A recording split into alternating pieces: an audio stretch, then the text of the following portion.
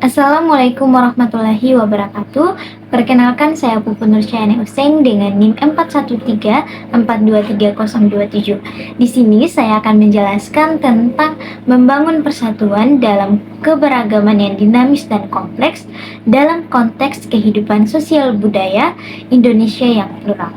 Di sini akan dijelaskan tentang pengertian persatuan, lalu konsep keberagaman Islam, dan tentang bagaimana upaya kita untuk menumbuh kembangkan persatuan dalam keberagaman. Dalam Kamus Besar Bahasa Indonesia, persatuan artinya gabungan atau ikatan atau kumpulan dari beberapa bagian yang sudah bersatu. Jadi persatuan itu adalah satu.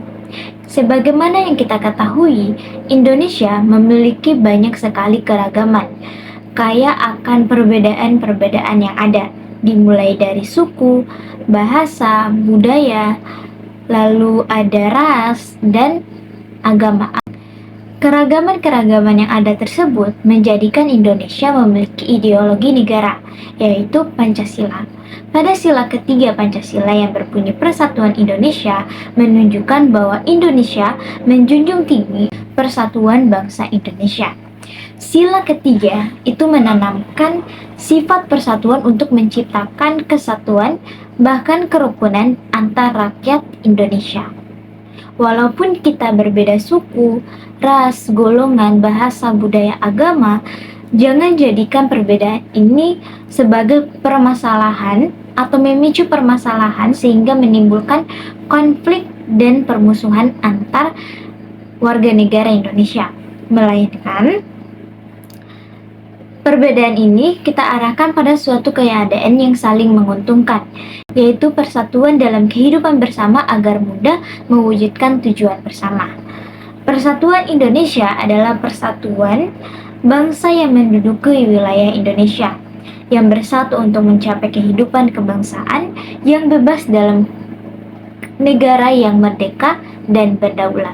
Dalam Islam, persatuan itu adalah salah satu prinsip terbesar dalam agama.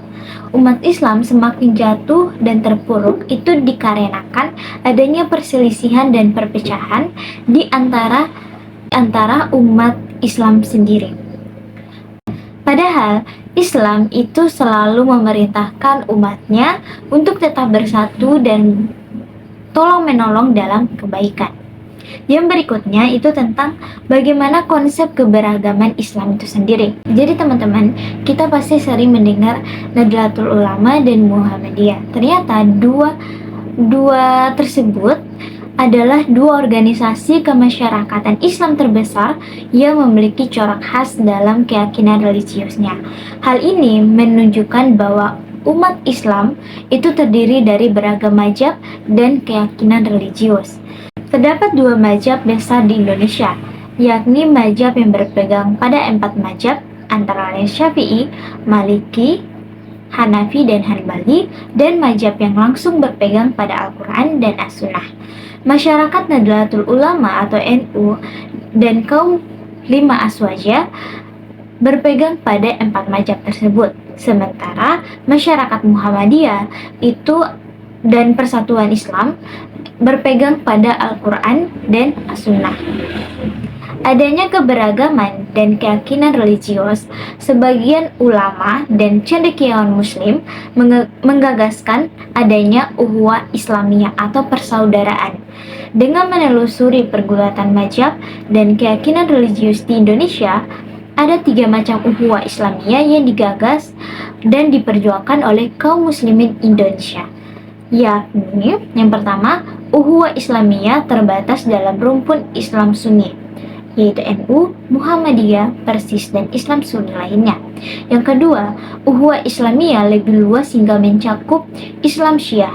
Yang ketiga, ukhuwah Islamiyah lebih luas lagi hingga mencakup Ahmadiyah dan Islam liberal. Yang berikutnya, Islam sebagai rahmatan lil alamin secara normatif dapat kita pahami dari ajaran Islam yang berkaitan dengan akidah, ibadah, dan akhlak. Akidah atau keamanan yang dimiliki manusia itu harus melahirkan tata rabani. Rabani adalah sebuah kehidupan yang sesuai dengan aturan Allah. Islam menginginkan keselarasan antara sendi-sendi ibadah dengan tata kelola kehidupan, sehingga menciptakan kehidupan sosial masyarakat yang harmonis dalam bingkai keberagaman dalam kultur sosial dan budaya masyarakat Indonesia yang maju. Sehingga perlu adanya upaya-upaya untuk menumbuh kembangkan persatuan dalam bingkai keberagaman. Upaya-upaya tersebut ada 3. Yang pertama, itu menumbuhkan sikap toleransi. Toleransi itu artinya menghargai atau menghormati setiap tindakan orang lain yang orang lain lakukan.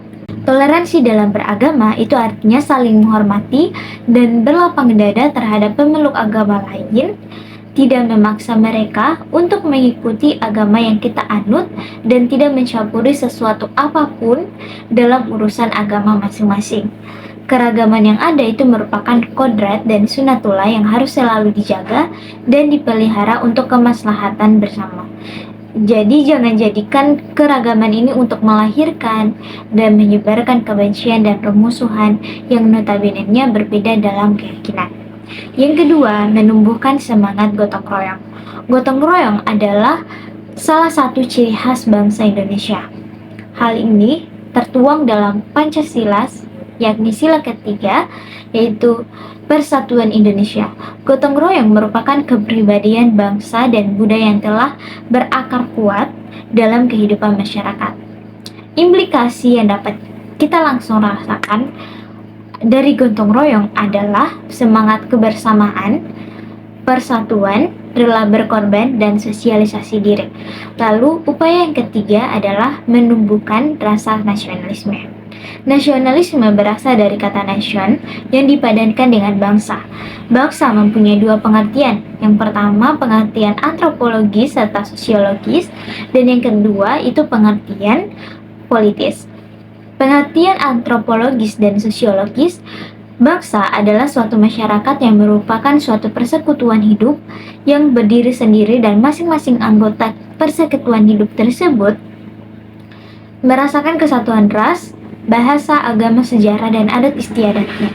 Sementara pengertian politik, bangsa adalah masyarakat dalam suatu daerah yang sama dan mereka tunduk pada kedaulatan negaranya sebagai sesuatu kekuasaan tertinggi. Itulah penjelasan atau pemaparan materi terkait bagaimana cara untuk membangun persatuan dalam keberagaman yang dinamis dan kompleks dalam konteks kehidupan sosial budaya Indonesia yang plural. Terima kasih. Assalamualaikum warahmatullahi wabarakatuh.